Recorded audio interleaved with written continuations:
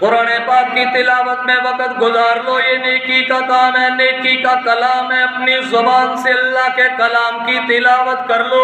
اپنی زبان کو اللہ کے ذکر میں مشغول کر لو، اللہ کی تسبیحات میں اپنی زبان کو لگا دو، اپنے اللہ کی یاد میں ہر وقت اپنی زبان کو لگا دو، اللہ کی تسبیح پڑھو، اللہ کی حمد کے کلمے پڑھو، اللہ کی تحلیل بیان کرو، اللہ کی تکبیر بیان کرو۔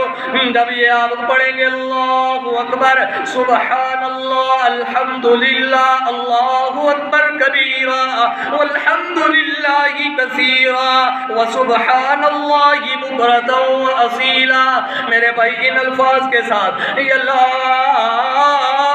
الہ الا انت سبحانک انی کنت من الظالمین، ان الفاظ کے ساتھ یا اسی طرح کوئی بیمار پڑ گیا اس کو دم کرنے میں اپنا وقت لگا دو، قرآن کی تلاوت کر کے، قرآن کا ذکر کر کے، اللہ کی تلاوت، اللہ کے قرآن کی تلاوت، کلام اللہ کی تلاوت کر کے آپ اپنی زبان کو مصروف کر لو، اور سورہ فاتحہ پڑھ کے اپنے گھر میں بچوں کو دم کرو، اپنے بیماروں کو دم کرو۔ کیوں؟ اس لیے کہ اس میں شفا بھی ہے، اللہ کا کلام بھی ہے، کلام بھی پڑھا جائے گا، زبان پہ اللہ کا ذکر بھی جاری ہو جائے گا، بیمار کو بھی شفا مل جائے گی، بیمار کو بھی شفا مل جائے گی۔ تو گویا ہم نے اپنا وقت زیادہ کس پر صرف کرنا ہے؟ اللہ کی کلام پڑھتے ہوئے، اور اللہ کی کلام میں یہ تینوں چیزیں پائی جاتی ہیں، اللہ کی کلام میں یہ تینوں چیزیں پائی جاتی ہیں۔ امر بالمعروف بھی کلام پاک میں موجود نہیں ہے، نہی المنکر بھی کلام مقدس میں موجود، اور اللہ کا ذکر تو الحمد کے الف سے لے کر والناس کی سین تک سارے کا سارا کلام اللہ، اللہ کا ذکر سے، اللہ کے ذکر سے بھرا پڑا ہے۔ اس لیے میرے بھائیوں جتنا زیادہ وقت آپ کلام مقدس پڑھنے پہ لگا دیں گے، قرآن پاک پڑھنے پہ اپنا وقت صرف کریں گے،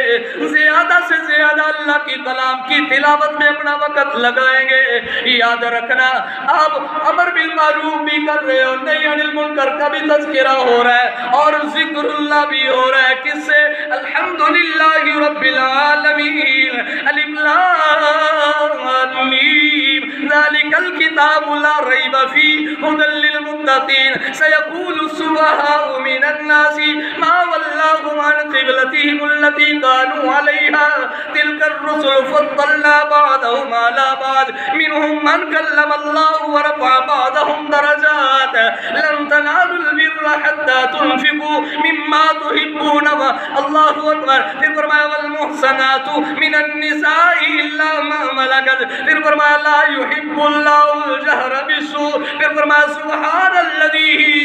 اسری بعبدہ لیلا من المسجد الحرام، پھر فرمایا اقتربت الساعة وانشق القمر، پھر فرمایا قد سمع اللہ قول التی تجادلک فی زوجها، پھر فرمایا تبارک الذی بیدہ الملک، تبارک الذی بیدہ الملک وهو علی کل شیء قدیر۔ یہ سارے کا سارا اللہ کا ذکر قرآن پاک میں موجود، یہ سارا ذکر کرتے چلے جائیں، آپ کا وقت بری باتوں سے بچنے میں، بری باتوں سے آپ بچ جائیں گے، کلام اللہ کی تلاوت میں وقت لگ جائے گا۔ جب دیکھو کہ فارغ بیٹھے ہو، کوئی کام نہیں ہے، بالکل بھی کسی کام کے نہیں ہے، ہمارا اس وقت کوئی بھی کام ضروریات زندگی میں سے نہیں ہے، میرے اور آپ کے سامنے اللہ کا کلام آ جائے گا تو آقا مدنی کریم علیہ السلام کا فرمان ہے، یہی قرآن کسی کو اونچا کر دیتا ہے، اور یہی قرآن ذلت کی پستیوں میں بھی گرا دیتا ہے۔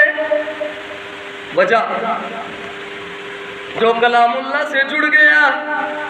اس نے دیکھ لیا میرے پاس وقت فالتو میں کچھ بھی کام میرا نہیں ہے، ضروریات زندگی میں سے کوئی بھی میرا کام اس وقت نہیں ہے، کیا کرنا چاہیے؟ فوراً اللہ کی کلام میرے اور آپ کے سامنے آ جائے، اللہ کی کلام سے پیار ہو جائے گا، اللہ کی کلام سے محبت ہو جائے گی۔ جب اللہ کی کلام سے اس طرح میں اور آپ محبت کریں گے تو یہی اللہ کا کلام ہمیں اونچا کر دے گا،